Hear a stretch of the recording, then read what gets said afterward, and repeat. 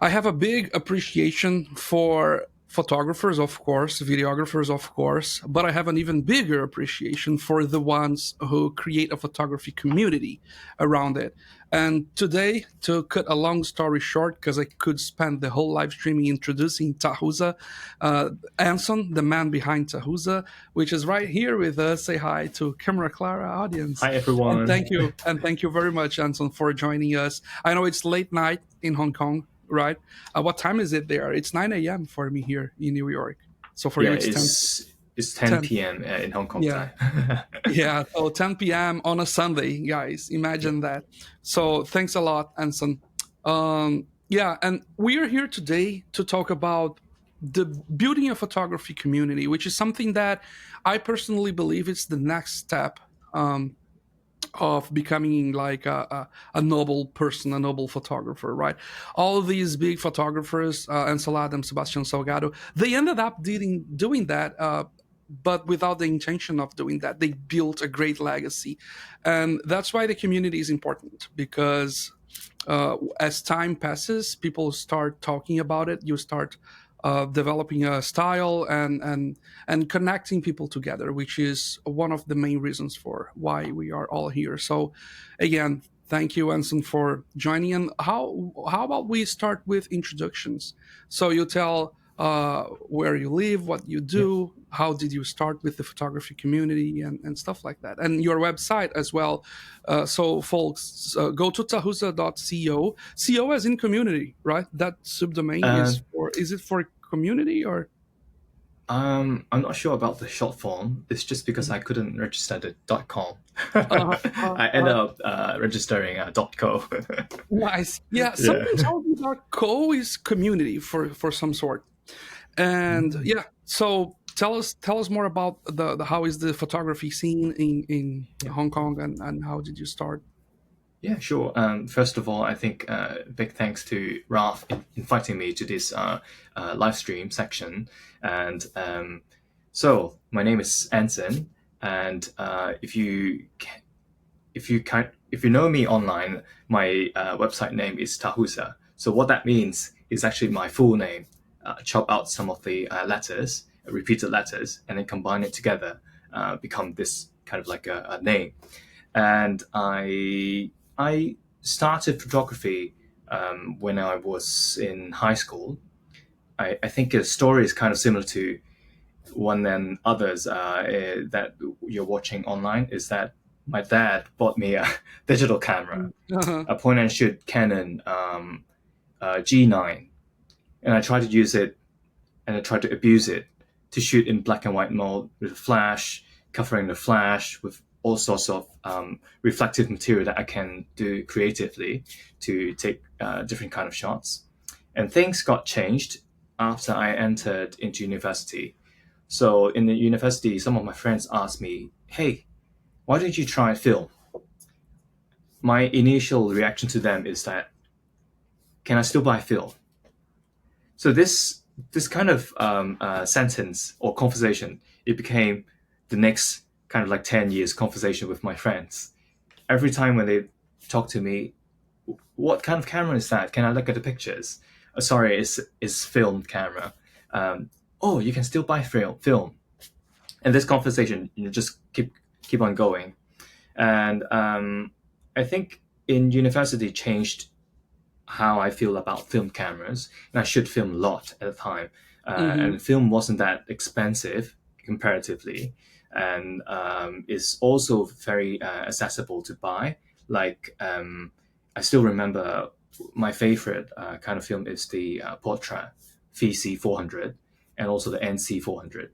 These two little canister looks very nice. One is purple, one is in kind of like a pink, and then Mm-hmm. there are a lot of slide films, and it's not very expensive to process, and there are a lot of particular places that you can develop in Hong Kong. So later on, in 2017, I decided to make a blog, so to share what I feel about film photography, and also maybe share a bit on the experience that I use different kind of analog films like Kodak Actor, some slide films, and black and white films. And eventually, I expanded the content on lenses that I really like, because I don't like people to comment on, like a user say that, oh, they have this nice cameras but they couldn't take nice photographs. Uh-huh. So I want to break that, traditional sense that if we have that nice Leica lenses, you can still take, very nice photographs with film. Hmm. And using different kinds of film matched with the same lens actually expand the whole spectrum. And also, I would describe lenses like a painter's brush, because each time when you look at all sort of lenses, it gives you options to pair with your creativity, to um, expand, and also maybe shape your way Hmm. of your photography style. And then Awesome. later on, yeah, with the blog, and then eventually a little bit of the web stores and design on the products, but still shoot a lot with my friends in Hong Kong, and we kind of hang out regularly on a weekend basis. And Hmm. sometimes we'll find different events to go at night. Maybe we'll just pick a local spot that we want to go, and then a couple of people will tag along, and then we'll just do maybe a little project together and shoot. Uh-huh. And then at one time that we went to an estate that we took some photographs, and later on, 1 or 2 months later, the whole place got demolished. And this is also kind of like the scene is been happening in Hong Kong. Hmm. Hong Kong is In a being big known development. for, yeah, neon signs, right? Uh, Hmm. uh, Kind of like the cyberpunk, right? A lot of Yeah. big neon sign, but Uh-huh. a lot of them are being removed already. So there are still quite some, but a lot of them, the iconic ones, are no longer exist, and some of them Hmm. are kept in private collections or in museums. Hmm. So whenever we hear something is gonna, disappear, Be or we're demolished. trying to, yeah, You demolish, go there or and we document. That yeah, could be a and nice also, project. yeah, sorry, That could be a nice project, like yeah. doing a book out of that. Yeah, Yeah. and not just neon sign. I think neon sign is just part of them. Uh, Local people, uh, how they what sort of work that they do. Maybe they are a carpenter, or they are sort of workers. The craftsmanships that in Hong Kong still inherent is there are a lot of things to document. And sometimes it's not just about the photographs, right? If you appear in a scene one time, take the photographs, you may get some nice photographs. But I like to go to that places repeatedly to get Mm. sort of to engage a conversation, also together with my friends, and end up the whole experience is much better than come up with just a nice photographs. Yeah, Yeah, yeah. It's interesting you mentioned two things. One of them is like the cyberpunk scenario that looks yeah, like, especially when you use cinesteel. That remembered me of a guy that you might know called GX Ace that does some yeah. outstanding YouTube videos about products and cameras and reviews. That's I'm a fan of GX Ace, and I believe you were together photo Yes, shooting, like not Casey. a long. Yeah, I Yeah, met yeah. Casey in should be in November, Is he late also October. Yeah, yeah. nice? Is he also is from Hong Kong, right? Or no? No, I think he's from the States, but then Oh, he came to Hong Kong for his travel, and mhm. we get the chance to meet together and shoot for a bit. Yeah, Oh, that's very cool. I really thought he was living in Asia yeah, for that's some my reason. my impression, initial impression too. Uh-huh, uh-huh. That's cool. And when you mentioned, like, when you go out with the group to photograph one, or when you go out alone, do you mostly, I know you already answered that in an interview, so for someone who is new to this whole thing here, I already did an interview and posted a very cool text, an interview with Tahusa, with Anson. um, so now knowing that Tahusa is your alphabet letter name Yeah. thing, I feel more Yeah. comfortable on calling you Tahusa because I thought it was like the brand. I mean, it is the brand, but it's also your name. So I Yeah. feel more comfortable Correct. on calling you by Tahusa. So we did a very cool interview. We have some people watching us here: Brian, Justin, Jason, Valmir. Thank you very much Hey for tuning guys. in. And we did a very cool interview. But I know you already answered that. But you mostly shoot film, right? Yes. With these people. Cool. Yes. Um, and it is so interesting when we talk about photography community and people who shoot film Hmm. because they like to talk. They are you can clearly tell the difference from someone shooting digital and someone shooting film. People who are shooting digital, they are chasing the perfect pictures. They are Hmm. chasing some like scene with no people. So and then some they're thinking about how they are going to manipulate that image later on by erasing objects in the image and stuff like that. And film people, I feel it's more organic. They just embrace whatever is in front of them, and because of that nature, I think they like to talk. So every person I find wearing using a film camera, and I say something either about oh, what film stock do you have in, or oh, I like that camera, or when they come to me and say, oh, nice camera, we can sit in a coffee shop and stay hours talking about everything film photography related. So how is the balance of film versus digital that you observe in Hong Kong? Do you feel the film community is growing Yeah. in the Hong Kong area? I think in let's say go back to the timeline because I'll briefly talk about the timeline because I started in 2010 Mm-hmm. to begin to shoot quite a lot of film, and then eventually in 2014 I'll be a timestamp that I will mention, and then later on is the the recent community. So three parts. The first part is 2010. So during that time, not a lot of places sell film. I think only like two or three major places sell films, but the selections are quite large compared to these days. There are many brands, but not a lot of choices. But back then, you can really look at the. I'm sure some of the audience here might have seen Tokyo Camera Styles photos of how many kind of film in that in the Shinjuku camera Oh stores. yeah, yeah. Yeah, that kind of number of selections, and then later on in 2014, there are slightly more shops, but not a lot. But the film price dropped because a lot of brands saying that they're not going to make film like Agfa Vista 200, and I bought bunch, and I still remember each roll cost like $3 USD, a brand new fresh film stock 200, and I bought a bunch, and then I flew to Cuba and shot like 40 rolls of them.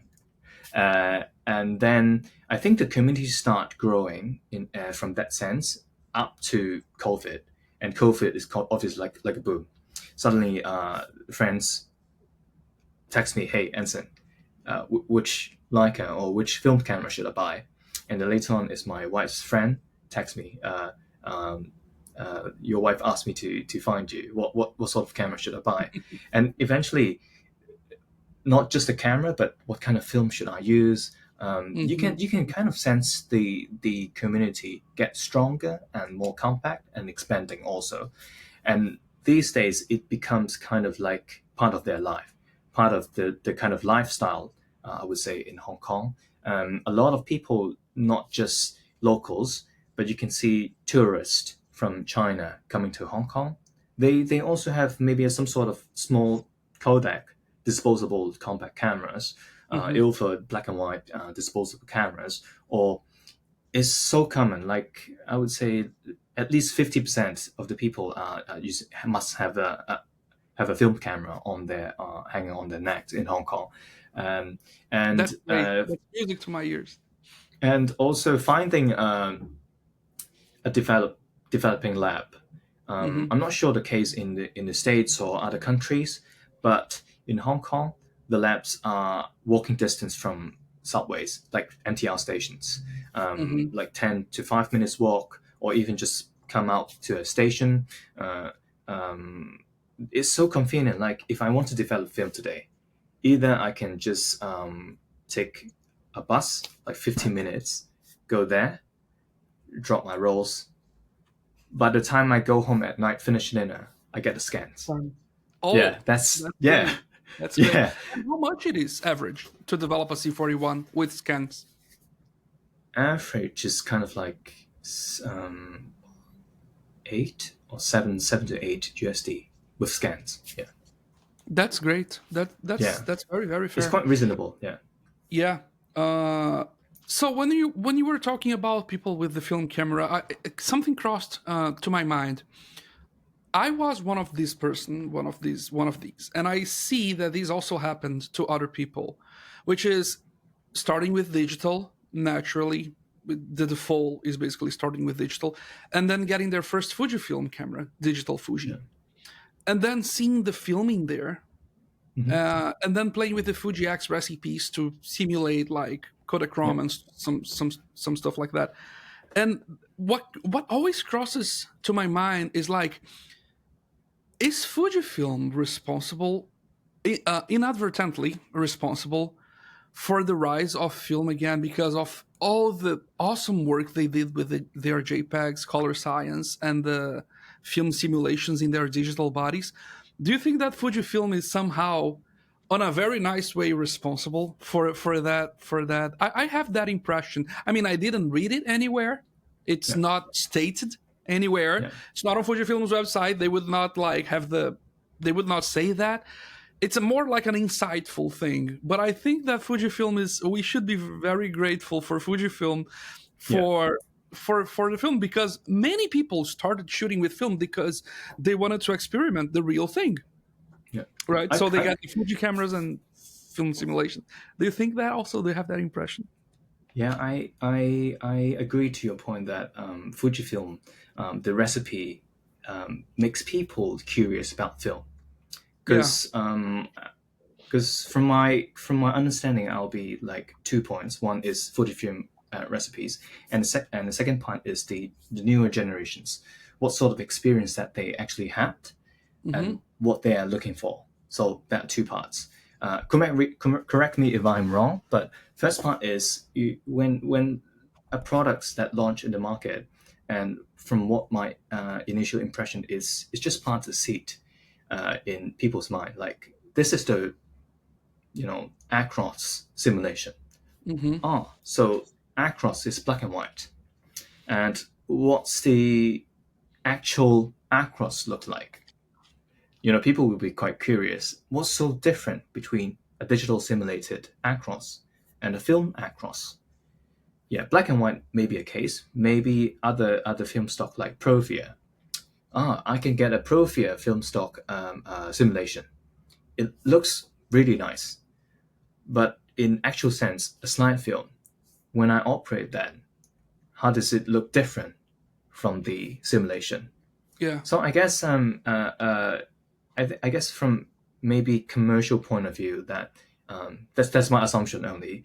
Fujifilm wants to bring that circle community, compact, and have this sort of simulations, which is very nice, and I like to use that so that we can adjust it to uh, as a different kind of simulations that we like, not just the original Profia. Maybe we just tweak a little bit to become our own thing. Mm-hmm. But second part, it will be the generation, because a lot of youngsters, maybe the interns that I faced in my office, they from where how they grew up, they have never touched a film camera, Yes. or they already began their journey looking at digital photos, or just looking at physical photos from their Mm-hmm. grandparents or parents. So Mm-hmm. they got curious about tangible things like finals, all sorts of Oh this yeah. physical things. Yeah. Yeah. So Yeah. I think this plays also a very big part, a pivotal role in terms of the not just the simulation, but the whole community and also the experience across the globe is changing right now. So Yeah, the physicality of the media speaks a lot, and I think, especially in an age where everything has less value and is generic and AI generated. Mm.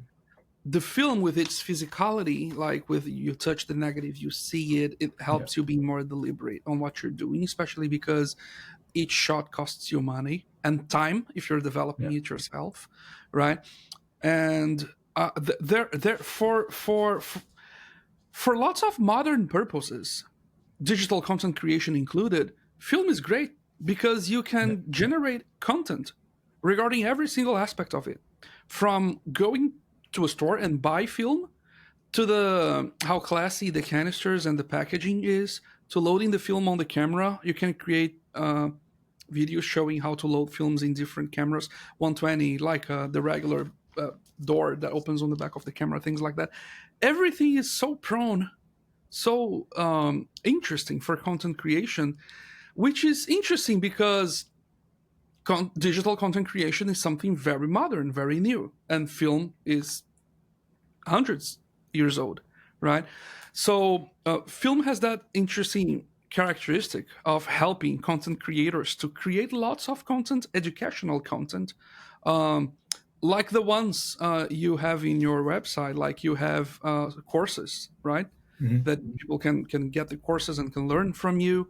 You sell film stocks, you sell merch, you sell the shutter release button, which is the best shutter release button I've ever had. I've Okay. already convinced like friends to buy it. For those who doesn't know, shutter release buttons are on film cameras. The shutter button has that screw. You can put something nice in that. Let me put you in full screen. Yeah. Like Yeah, this. that's the shutter release button. It's so beautiful, so classy. It has titanium, it has black painted brass and stuff like that. So it's good to create content, right? You also run a newsletter in Yes. Tahusa, right? Yeah. So folks go there, subscribe to his newsletter. It's the quality of the stuff. Like it's if you think the quality of Camera Clara is good, wait until you see the content he writes. Thanks for joining, Agatha. Welcome. If you have any questions also regarding film photography or photography community in Hong Kong or photography concepts in general, please drop on the chat. So it is interesting that like I can say that at least half of the people I cross by on the street here in New York, at least, which is more accessible. We know I'm from Brazil, and I know that in different parts of the world it's less accessible because film is expensive, the Mm. developing is expensive, but the cameras are cheaper, and this is something I also want to talk about soon. That film might be more cost effective than digital if you want to stay on the latest and greatest brands to deal with all the firmware and stuff. But before that, um, it's interesting because I've seen. I mean, I don't have data to. I mean, I actually have data, but it's more of a perception I have that the number of people with a film camera hanging on their neck in Manhattan is growing. Like that's clear. That's clear. I've always been photographing. I live here for 10 years. I started with film this year in January. It doesn't look like because I already developed and scanned myself 180 rolls of film. That's an average of Wow. a film every 2 days. It's like a maniac, like a maniac. But I've always been to the city. Brian is saying that the release button is a game changer, and in fact, is like it's so Okay. pleasing to click. I'll do some ASMR by clicking and advancing the film here in the microphone. But and Brian can relate that. He's always with me in the city photography. We see people with film cameras hanging on their neck. So, do you usually also interact with people with a film camera on their neck? And it's so interesting because I was in Japan in April this year, and I was in the subway, and I was with the Leica and the shutter release button and everything, and the guy who sat next to me was like, "Whoa, nice camera." I never had that when I was holding my Canon digital camera. Like nobody says nice camera about just an ordinary Sony Alpha, whatever, right? But if you carry, and it doesn't need to be a Leica. It can be like these old Canons. It can be the AE1 program. It can be people come and say, "Oh, that's a nice camera." They see And again, Fujifilm was the first one to add the silver color to their digital line, not by a coincidence, I think. But even though people interact a lot with me, and the question I always do to like break the ice and start the conversation, if I see the other person is also using film, it's like, what film stock do you have in? Because people often Yeah. forgot about the film stocks. Because in the film world, the one who is doing all the color and all the stuff is the film. It's not the camera. The camera is just a black box that lets light pass through, right? Opposed to digital cameras where the sensor does the color science and the firmware and the software and everything that runs in the digital camera. On film, the camera is just a black box that lets the light pass through the lens and register that in the emulsion. So my people usually forget about the film, right? And so my typical question to break the ice with another fellow film photographer is, what film stock you are using, right?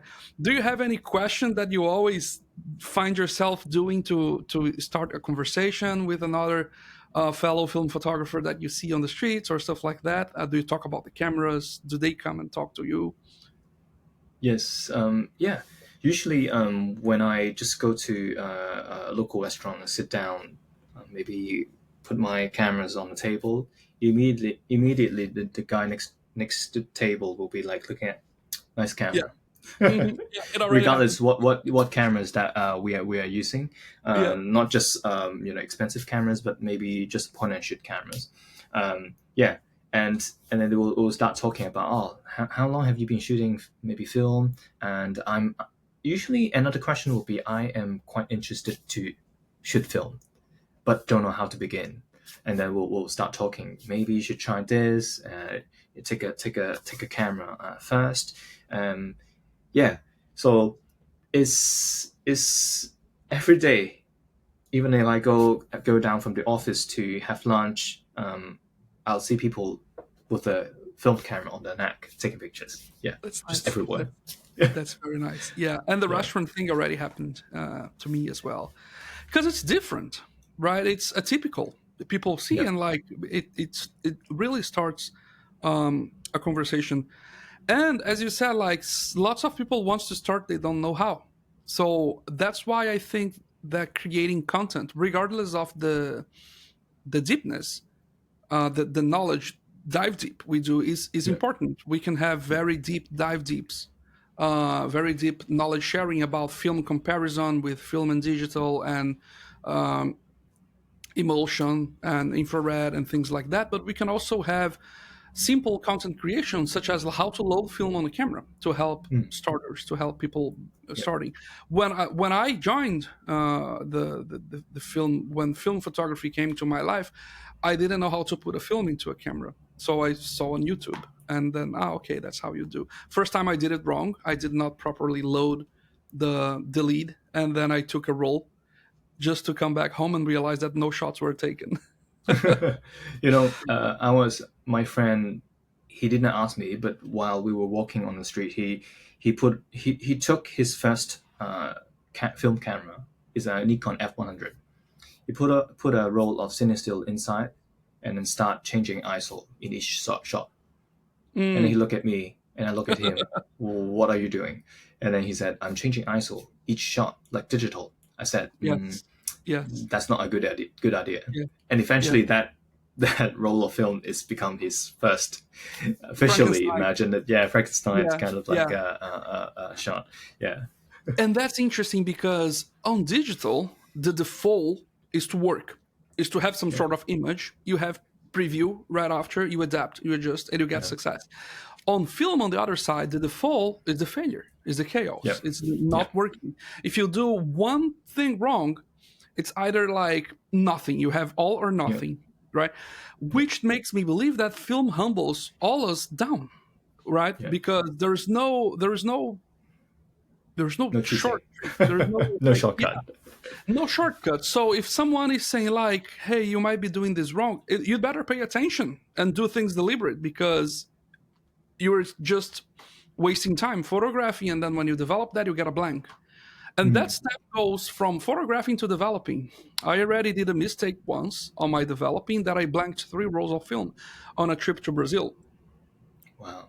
what happened is that on the developing that I did on the developing session that I did before, the chemicals are reusable. You pour them back to the Mm-hmm. bottle after you're using it. And I used the dev. I put the dev back to the dev bottle. Then it was Mm-hmm. time for Bleaks. I used the Bleaks and I poured back the Bleaks back to the dev bottle. I killed all the dev. Wow. It's a silent mistake. Mm. The dev was there like a sniper pointing to my face for my next development cycle. When I developed next, 3 rolls in a Patterson tank, shots that I took from in Brazil. I felt that the dev bottle was a little heavier than the Blix one, and the dev was looking darker It's than it containing double should. the volume. So I applied the dev, and then like this dev is a little darker. That little, it chill out and stop and see what you're doing because it will and may screw up the whole experience. But it, So it, it took you a short period of time to realize this problem, right? yeah, on my next Immediately. development Okay. cycle. Yeah. On my That's next good. developing, That's I good. didn't know that. The dev was there in my bathroom ready to kill my next film. And I didn't know. I only realized when I developed, went through the whole process, and when I saw blank, blank, blank, and I was like, what the hell happened here? From that moment, I started having a GoPro camera filming my whole development process because if something goes wrong, I You can can see trace the it. footage, what I did wrong in the session before. That's a And good idea. that resilience that you have to build because film will screw you up if you do something wrong, right? And all that just to say that film humbles us down, right? So and that's why, and that connects with the aspect of community because people listen to each other, right? Yeah. So Yeah. if someone says, I would not do that this way, I will do that on that other way, you'd better pay attention to what that fellow film photographer is telling you, right? So uh, do you also have the habit of printing your photography, the Yeah. photography you do? Yeah. I don't regularly print, but if I see the print that I like, because there's a nice dark room in Hong Kong. So there's only one that print color print Nice. directly in a dark room, and usually I'll send my negatives to them for printing. And I personally tried the section.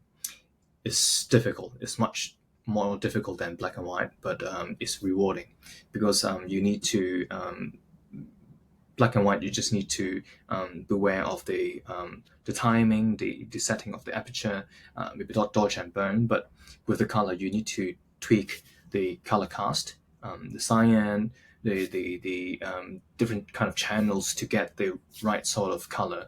But the guy that operates there, if he knows that you're shooting a portrait, he know what kind of channels that you need to adjust it up to. Yeah. So regularly, when I have prints that I really want to print, I'll send it to them. But I highly recommend people to print their own Yeah, work physically. yeah, Yeah, at least try it once. The first time I entered into the dark room, because I in Hong Kong, my high school is quite small, so we don't have a dark room.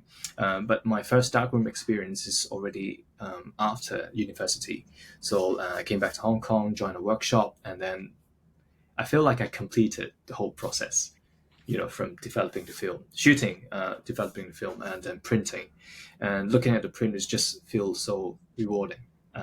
And so much to learn about different film stock because if you just scan it, you probably don't know what's the nature and the thickness of the film.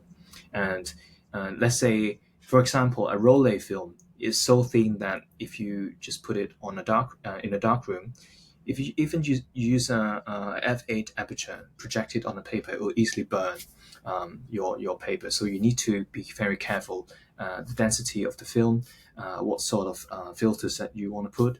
There are a lot of things that you can post edit, unlike Photoshop. It's not like smart slider that you just up once or twice. There are a lot of steps that you need to be very careful. I would describe that control some of the uncontrollables, yes. because Control the you chaos. will mess you will mess up maybe the developed time of that print, and also every single print is unique.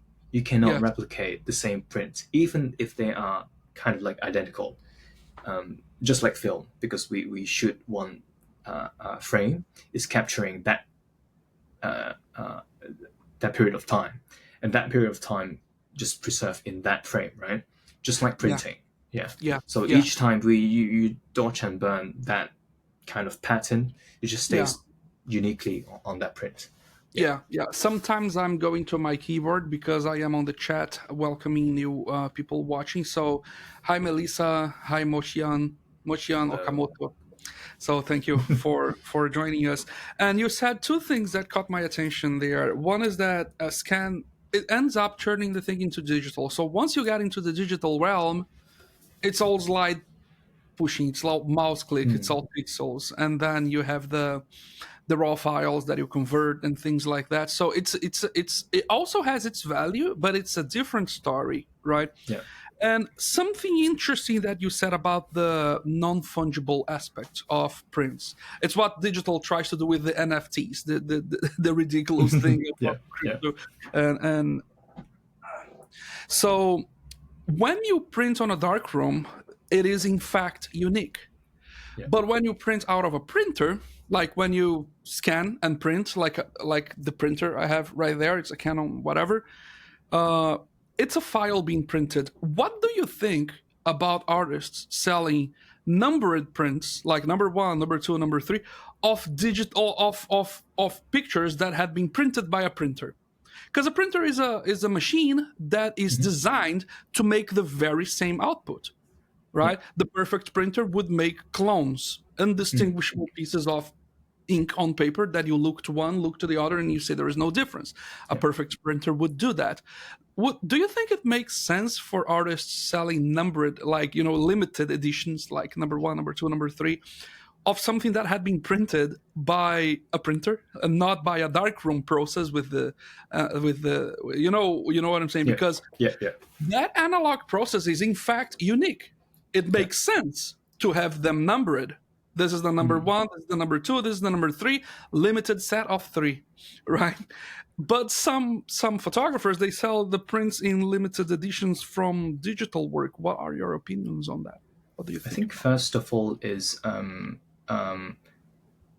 I appreciate different photographers they pay so much effort in making images first of all, Hmm. and I think from just taking the photographs to edit in film or digital to get the image that people likes or and the photographer itself him or herself loves it, just takes time, right? And then eventually printing, I'll divide it into two things. One, you have to at least try the process to appreciate more how difficult to make the print. um, if you have tried to make at least a print in a darkroom, then you'll know some guy selling darkroom prints. It's not an easy job to make darkroom prints, and you can Hmm. see some of them.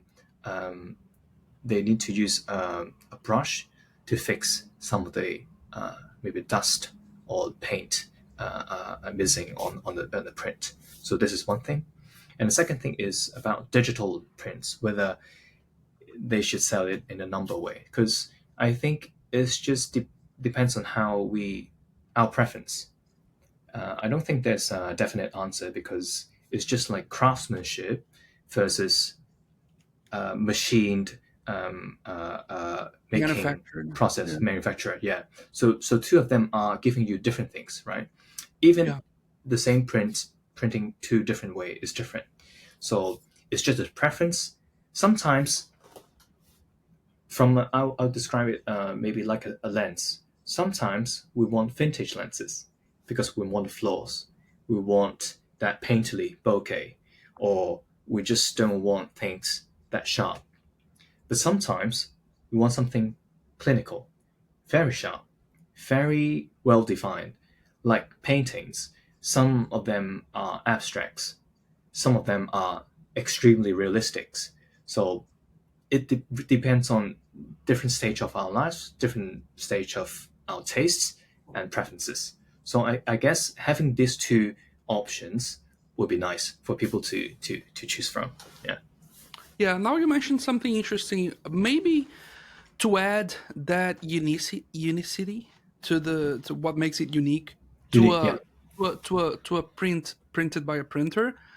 Um, if I want to sell limited editions, I can sell different Mm, editings. yeah. So one with more contrast, which like mimics the process of the inadvertent but great inconsistencies that the darkroom finds, Mm, right? Which is like, oh, I left it being exposed for a little more, so and that caused that, and yeah.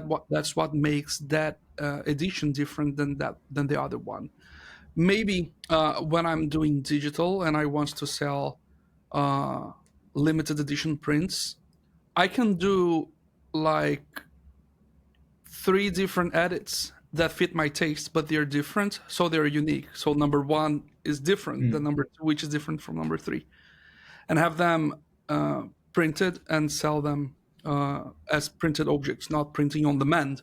Like I yeah. cannot cheat the process. Like I have to print, and this is the object I'm selling. Not like there's the preview of the number one, preview of the number two, preview of the number three. When people buy the number three, I choose the file number three and print. No, it gotta I print Yeah. them, and then this is what they are.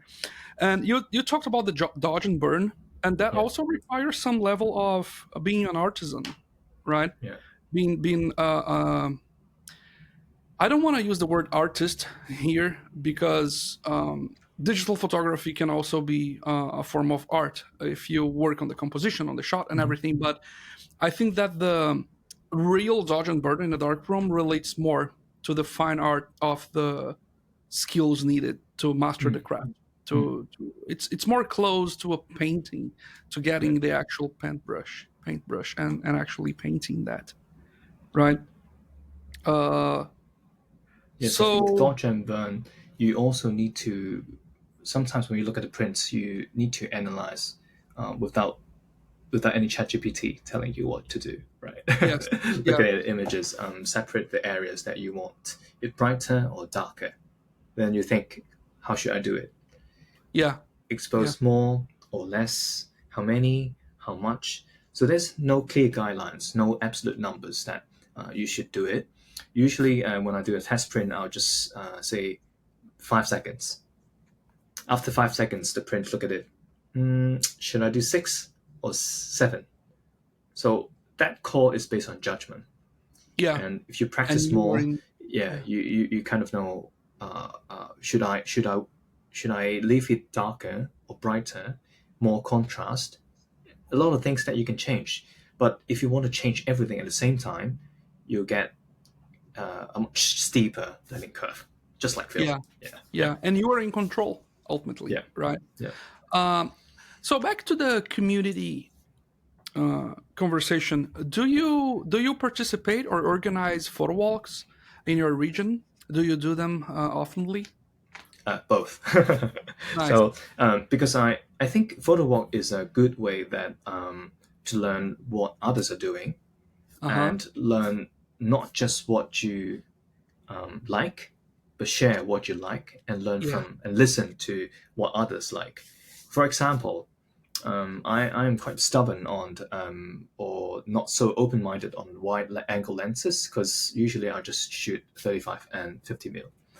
So I met some other people like Anakin, and he introduced me to Hologon. Looking at a 16 mil wide, ultra wide angle lens, what should I do? In a traditional sense, I will just walk away. And he lent me the lens. I tried it, and I feel like I pushed my boundary. And this is something that you won't do it to yourself unless someone pushes you. Mm-hmm. Kind of like going to the gym with a personal trainer. Yes. If you do Yeah. it on your own, probably you would do 10 reps. But Yes. this person tells you that you should try something on your Yeah. routine. Then you will probably be slightly open minded, and then you can also learn to listen, to appreciate different things, like maybe photographers that you haven't met or listened to. So there are just vast amount of people in Hong Kong, and each of them have their own unique a very interesting story that they can tell you, and their Hmm. skills and techniques that they have. Yeah. And Yeah. when I organize photo walks, yes, I do. Not as often as previously, but I still try to organize some because I still want the community to be intact and to see new faces and meet with the old faces. And Hmm. some of the friends that I met in like 2017 photo walks, we are very good friends now, and we travel to Japan and shoot together. And That's awesome. then we also, yeah, last in July we went to Hanoi together and spent some nice days together and shoot in the city. So it becomes a very close friendship, and you get to know what others like to shoot, and Uh-huh. maybe eventually open up your mind to something else. Nice.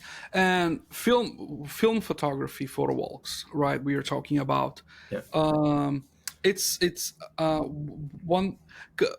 Let me circle back to the point where in these photo walks that I do here in Manhattan and you do there in Hong Kong, Mhm. it's new to find new equipment as well to try new equipment. The thing I most like is when I see someone in the photo walk that has the same camera mount as me, and then Mhm. we swap lenses. So I try their lenses, they try mine, because it's something that you cannot have in a store. Like if I go to Yeah. B&H and I want to try a new camera, it's not real world testing. Like I'm not going out of the store to try the lenses. I mean, I could because B&H has an excellent customer service, but on a photo walk, it has a whole different vibe. Yeah. And when you try someone else's equipment, it's also good. And because film is so unique, and that's what differs on digital cameras. Digital cameras, they are all very similar because it's a Mm. black box with a PCB and a circuit and a firmware, right? The film cameras are mechanically different, as every old objects. Like vintage cars are very different Mm. from each other than modern cars, which all look alike. So one thing is trying new equipment at a store, another whole different experience is trying on a photo walk and meeting new people. So what is the average number of people that participates in the photo walks in Hong Kong, and what was the biggest one that you had ever participated? There was one here in New York promoted by a film lab. So and this is a good like business thing. The film labs realize that if they do a photo walk and the photo walk ends at the lab, people will have shot a bunch of rolls and they want to develop that. So I see lots of photo labs promoting photo walks because the photo walk ends at the lab. Mm. And then they sell merchandise, they sell coffee, they sell the film development service. Mhm. And the largest one that I participated had like 150 people. It was in Brooklyn, Wow. and it was Wow. like insane. It was like a group. It's like marching It's on the like street. marching. I made a video of them coming, and it was like endless photographers. We have Luis, we have Renato, we have Melissa watching us. So thank you, Renato, Luis, and Melissa as well. In addition to all the other guests that are watching us. So talk about the numbers. How many people, and what was the biggest one you participated? The biggest one I think I organized about 25 Uh ish huh. Uh huh. people, and usually when I organize for 25 people, it has to be not like a normal photo walk. It'll Uh huh. become like a photo talk. Yeah. Yes. Yes. Yes. Yeah. Yes. Definitely. Yeah. Right. And usually I'll brief them on locations that we're going to go. Otherwise, Hmm. people get lost. But it's good that they get lost because they find something to shoot, right? And then we'll pick a place maybe for dinner together, and then having a round table, and then someone just hold the camera, and then the other guy say, "Hey, I want to look at it," and then people just pass over that big round table with 20-ish people sitting together, and then it's just become much louder and louder, and it's so much fun to Yeah. see, yeah, like new and old faces. Yeah. Yeah. The photo walks, they have a very good community aspect. They have Yeah. a very good social aspect. But for doing actual very good photographs, I was talking about that with Renato, which is watching us actually. The other day, I was like, I like going out to photograph alone Hmm. with music on my AirPods or with like another person. Because once you have a group of people, the candid camera aspect of street photography gets killed, Yeah. right? You with a group of 20 people, if you're photographing someone, it may become like, why are all these people taking photos Yeah. of me? It's Lots of people pointing at ask me. when we go on groups. Yeah. Lots of people ask us like, what is that about? you know, especially on the day we had 150 people, we had policemen asking us like, what is that about? But luckily they were like very friendly and they posed, so it took pictures of them. But on the other hand, it makes it easier to do some sorts of shots that I would not do if I were alone, Yeah. because of the sense of security, because of Yeah. the sense of you can be a little bit more bold, you can try Mhm. a little bit more, because you have the group with you, right? So at the same time, it disturbs me my introspective moments of photography, which is something like I get high. Like I usually say, I don't do drugs, I don't do alcohol, but photography, going alone to the city with music, is my drug. Like I feel it's my thing. It kills photo walks kills that moment, but gives me something else, which is meeting new people, trying new equipment, uh, and making some pictures that I would not able to if I was alone, right? Yeah, Uh, yeah, and also especially in Hong Kong, so there are so many tall buildings. Um, I wouldn't say someone can explore 100% of Hong Kong, but whenever you are in a big group, each of them knows something about each location or spot, and then you get to learn something like a secret place, yeah, and then yeah. yeah, And then you and go then there someone alone will later and you bring you do the there. shot. Yeah, yeah, Yeah, yeah. So you don't compete the yeah. space. It's good to learn new spots indeed. And how are people in general in Hong Kong with privacy on street for doing street photography? Here in New York, it's very relaxed. Like if you Yeah, were in a public space, the law protects you. The First Amendment thing, free of speech, yeah, whatever. You can point the camera and take picture as long as you're not exposing them, as long as they're yeah. not inside a place they paid to be at. Which is a problem with barbershop. I always see like, because film photography, especially when you do black and white, you love Mhm. barbershops. These shots of barbershops. Yeah, A yeah. barbershop, like the person is not cutting their hair. They kind of make sometimes they don't want, especially women when they are dyeing their hair and they have Mhm. this Yeah, like yeah. the. But it's so nice, photographically speaking, right? So, Yeah. how is the privacy? How do people react I in think Hong Kong? it's quite similar to your case, where if you're in a public space, if you take a photograph, then it's perfectly fine. I think locals are quite they're quite straightforward. They'll just tell you stop, Uh or huh. they'll tell you no photographs. Then you just maybe just back off. But some of my friends will use a flash, or sometimes that will be quite aggressive too. But they don't mind that people stopping them. So that's Uh huh. their case. Uh But huh. in general, people are very friendly. You won't get a punch in the face when you're taking photographs. It would just people, if they don't want it, they'll just ask you to not photograph. Yeah. But a lot It's of shops, no, yeah, go a ahead, lot go of ahead. shops, a lot of shops doesn't like people to take photographs, because they don't want their face to be online. Because some people maybe just capture the photographs and then put it online and say, hey, this lady is doing this, or this man is, slacking or whatever. They don't want to be caught on the internet. So Hmm. usually I'll just need to explain what I'm doing. Especially with a film camera, it's easier because those uncles look at my film cameras and just remind their own, back in old days, the good old days, using a film cameras, just look at me and say, "Hey, you still should film." I said, "Yes," and then they just give me a smirk and a smile and just walk away. And then yeah, and some of the barber shop, I asked them, "Can I take photographs?" Look at the cool looking uncle. Looks like someone that he's going to reject you for sure. He said, "Sure." Yeah. And I just Yeah. go into the store and take photographs. Yeah. So Yes. sometimes it's just about asking permission, Uh-huh. Maybe some of us wants to have candid shots. Then Uh-huh. we need to see judge by the situations by situations. Yeah. Yeah. Yeah. Film helps sorry, film helps with that because no private detective or spy uses film. Right.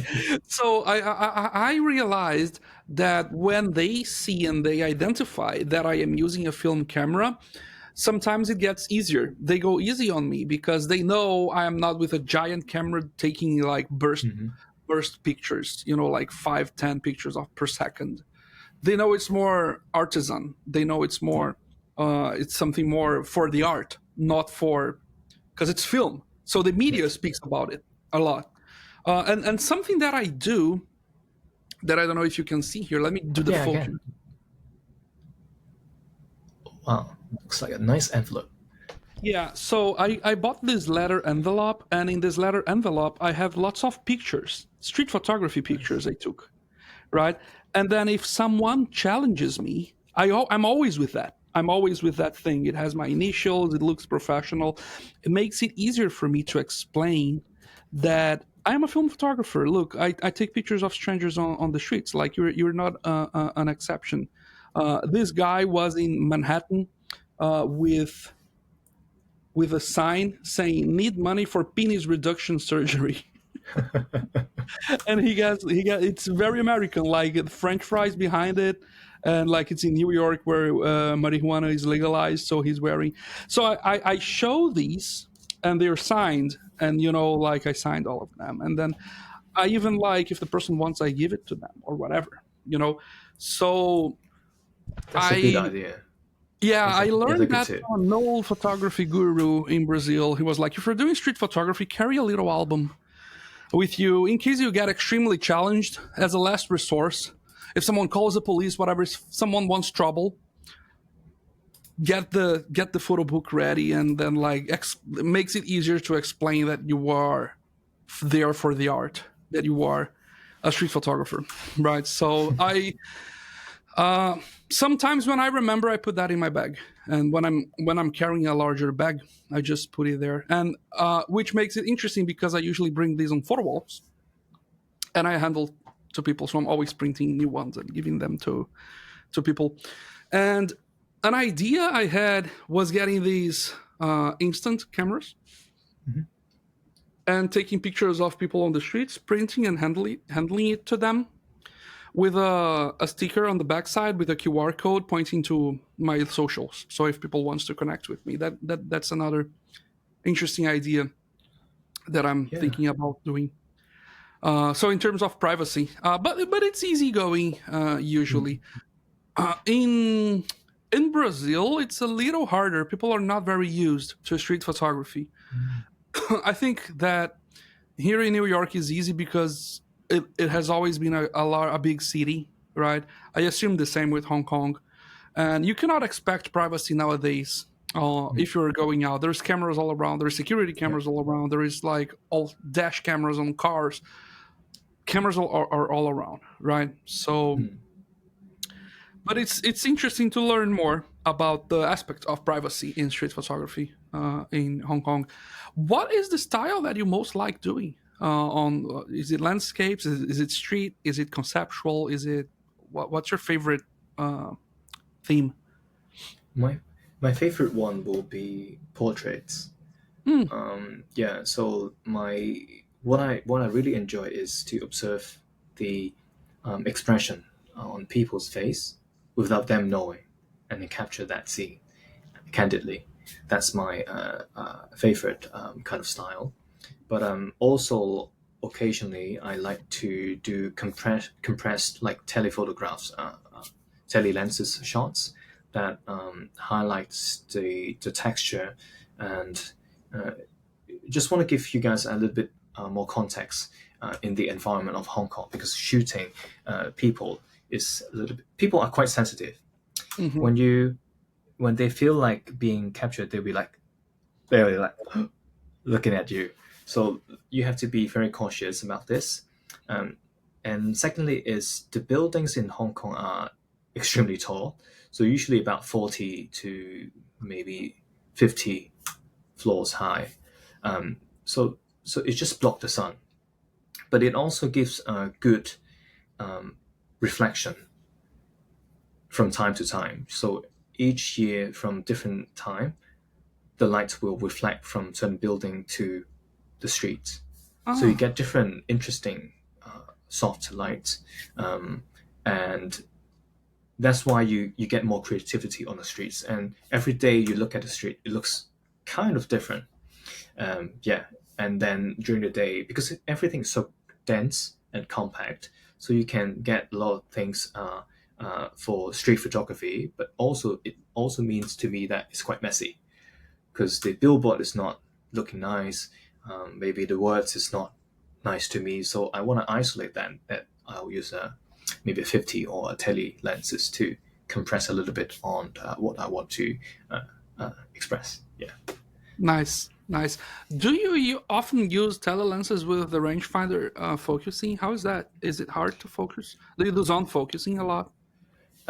So my favorite one to do tele lenses is a Nikon, a Nikon F3, Mm, with the because of the 105 SLR. lens. Yes, yes, Yeah. and SLR is much easier. Yeah, that's what I was gonna say. Because I don't, I find it very hard to focus on a rangefinder with anything that is Yes, more than 90 or 100 millimeters. yeah, but I also use the 90 on my Leica. So two different thinking. One, you need precise and fine uh, composition, which is Nikon. You see what you get. You can precisely frame the subject, the lines, everything perfectly. But with the Leica, is a little bit guessing You, game. you accept what it Yes, yeah. comes, You especially because of cannot the use firewall. yeah, you can use a f2 or f2.8 aperture to shoot in the streets.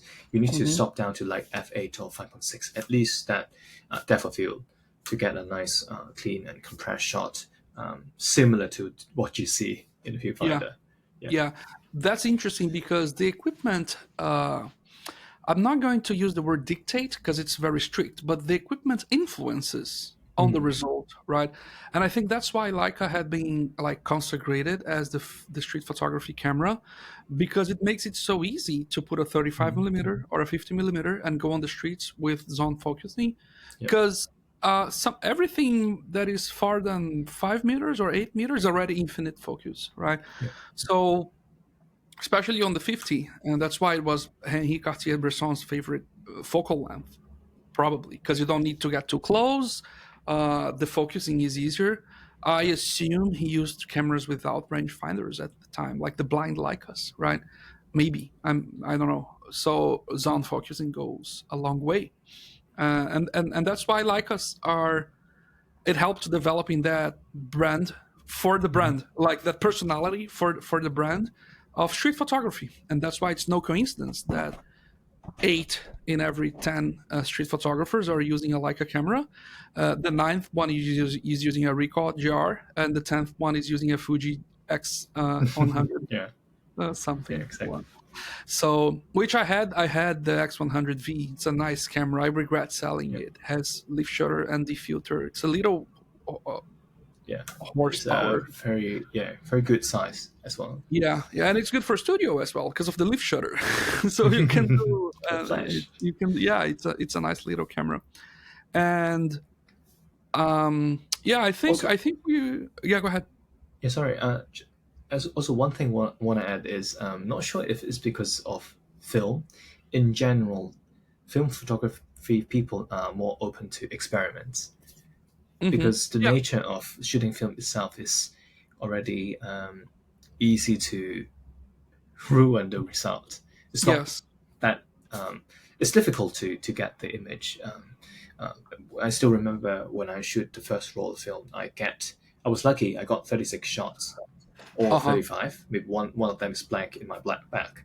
Um, but then from getting 36 shots to getting one or two shots that you like from 36 shots, that's a steep learning yeah, curve. yeah, And yeah, during the whole journey shooting film for now is like 15 years already, I still mess up things. I still Yeah. have. Um, there were one time that I was winding up, advancing the film camera, and the film counters already passed through 38, because normally the maximum kind of like 38, because some of the film canister might load one or two extra shots for you. It began 40, 41, 42. I Wow. thought something wrong. But there's always good that you can check on the right hand side when you wind up the camera. Then you can see the If little it's red dot. Yeah, if yeah, it's also synchronizing at the same time.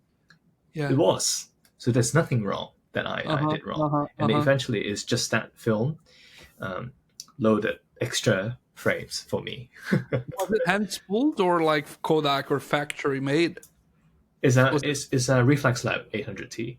So Mm-hmm. they Nice. accidentally loaded like 5 or 6 extra shots for me. Interesting. I didn't know the counter did go beyond 38. The they maximum I they thought. they stopped, and then I tried to count each time, Uh-huh. like 39. Is it done Ah, yet? nice. 40. Not yet. Yeah, just keep going. That's very interesting. Good to know. If one day I hand spool mine, I would put extra shots in there, so Yeah. I don't need. I save, right, because every time you Yeah. cut, you have overhead. Um, that's interesting, and yeah, film is uh kind of brutal, but it gives you back. And when you say that people that shoot film, they are more prone, they're more open to experiments, it's because that's the nature of film. Film humbles you down. It gives you whatever the film wants. And it's interesting because sometimes you do two shots side by side on the emulsion, they look drastically different Yeah. from each other. Like, what happened here? So all the mechanical process, and something that I really like is when you advance the film, the first 10 are light. The From 10 to 20, you have a little bit more resistance. From 20 to 36, 38, 39, it's heavier because you were concentrating more film material on the right side of the camera now, right, on the camera that were. And that for the ones that has that sensibility, it's, I know when I'm photographing, I usually don't keep looking to the frame count, but I know if I am close to the end by the drag, by how more resistant it becomes. So it's a great sensorial experience. I think, to summarize that, I think what makes film more pleasing than digital is the whole sensory kit that comes with the experience, right? And some people don't have the sensitivity to appreciate that. Some people really don't see a difference between adding the Tahusa soft release shutter. Buy now for just kidding. But some people don't realize the difference between with the button, without the button. Yeah. You know, some people are just like, I would say gross. You're gross. People who don't, you know. So some people has the fine sensitivity Yeah. for knowing when there is a soft, appreciating a nice soft release button, the crank, the resistance the lever makes. When it's plastic, when it's metal, you can tell. Like the Leica MP is like beautiful. Like the when you click, it's like driving a Cadillac, you know. So that's the whole thing the film gives us, and it's great to see that film communities are being formed all around the world, in New York, in Sao Paulo, in Rio de Janeiro, in Hong Kong. I've been to Japan in April. Lots of film photographers in there, and it's interesting because it's like instant friendship, like your decades old friends. So Yeah. cool. Today I'm going, like, it's 10 a.m. for me on a Sunday, which means 11 p.m. in Hong Kong. So if you're watching us, know that Anson is joining us from Hong Kong. It is 11 p.m. on a Sunday. I gotta praise that. Thanks for the commitment. Thank you. And it's 10 a.m. now. At noon, I have a film community event in Soho. It's a lab that is doing photography and coffee session. So uh, film gives me lots of reasons to go out, which is something I highly appreciate, especially during the winter here in New York. And the winter in Hong Kong is also very cold, right? It So, depends, because uh-huh. we always saying that summertime in Hong Kong, let's not do photo walk. We just sit and have coffee, Yes, yes, because exactly. it's just unbearable under the sun. It's quite, but you can get very harsh light and nice seats. Hmm. But in during this time, the shadows are longer. The weather is nicer. It's not that cold yet. It's still today is like 21 degrees Celsius. So it's That's good. yeah, Today's 7 degrees Celsius here 7. already. Wow. Yeah, 7. So we usually say that during the summer and spring, we take lots of photos.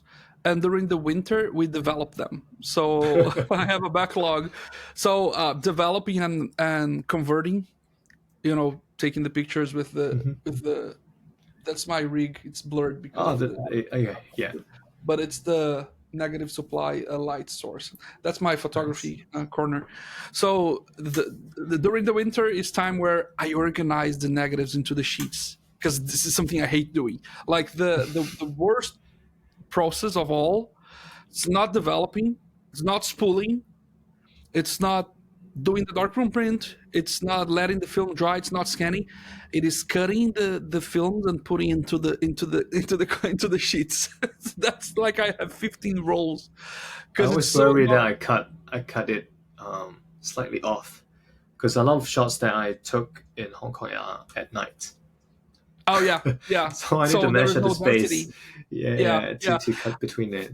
I was talking with my friend Kimi who works at a lab.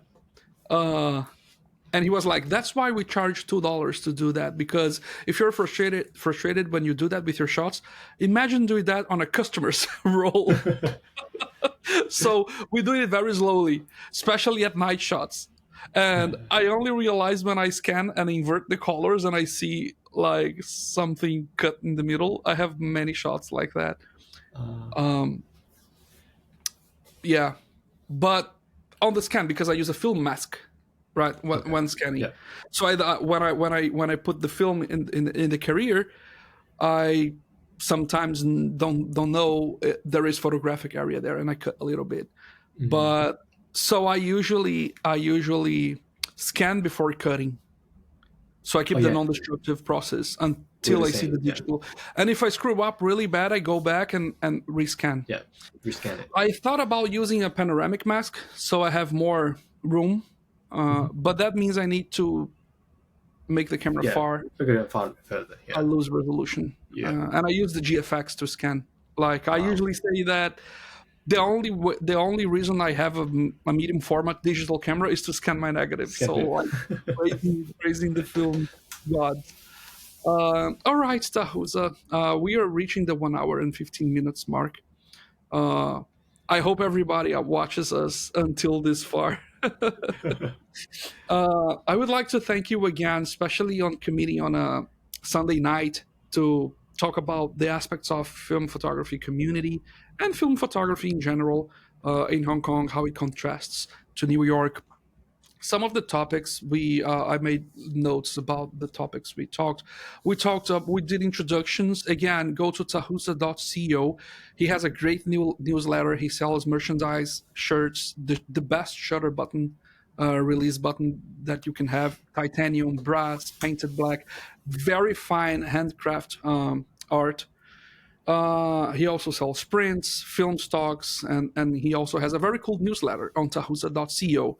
We talked about the photography community, the ratio of film versus digital. We talked about prints. We talked about the fact that scans turns the things into digital, and with that it comes the non-fungible aspect of prints. And we also talked that film developing and darkroom printing requires some level of being an artisan, and how can we perhaps replicate that on digital by selling unique prints. We talked about if we speculate that Fujifilm is being responsible for the rise of film photography again, how much it is to develop a film in Hong Kong on average. Tahusa talked about that. We talked about how film humbles you down. We talked a lot about photo walks as well. Yeah. And some interesting aspects of photowalks is that you can try new equipment, you can meet new people, you can Yeah. meet new equipment. The first time I saw a large format camera was on a photowalk. And we ended up talking about street photography, privacy, and some other very cool aspects of our conversation. So, do you have anything to add? I think we are on a good mark Yeah. of 1 hour, because I don't want to create like 2 hours, 3 hours long. Um, Yeah, I'm going sure. to be Yeah. using a software that gets the transcripts and creates chapters. So when Yeah. I publish Okay. this as a post, I will have the timestamps for these chapters. So if people want That's to great. watch some part of our conversation about a topic that they get interested to, there's the timestamps in there. So it's good, and we can do more Yeah. conversation about film, about photo walks anytime. My doors are open, and you can always come to Camera Clara. There is also an interview, a written one that I did with him that has pictures. I'm going on the post. I'm going to attach this other interview as well. So Tahusa is becoming a big friend of mine, and for sure, I'll let him know when I go to Hong Kong or Asia in Yeah, general, perhaps. definitely. Come to Hong Kong, or anyone watching this video or watch or still with us. Come to Hong Kong. Let me know. We'll grab a coffee and go shoot together.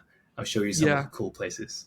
Cool. I'm thinking on where I'm going on 2026. I try to do a big international trip with my family per year.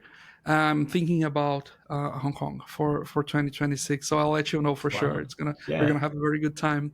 Yeah. And I'll also let you know when I'm in Asia, because perhaps Yeah. maybe we meet We in just meet Japan. in Asia. Yeah. Yeah, we meet in Singapore. That would be Yeah. in Malaysia. That would be awesome. Yeah.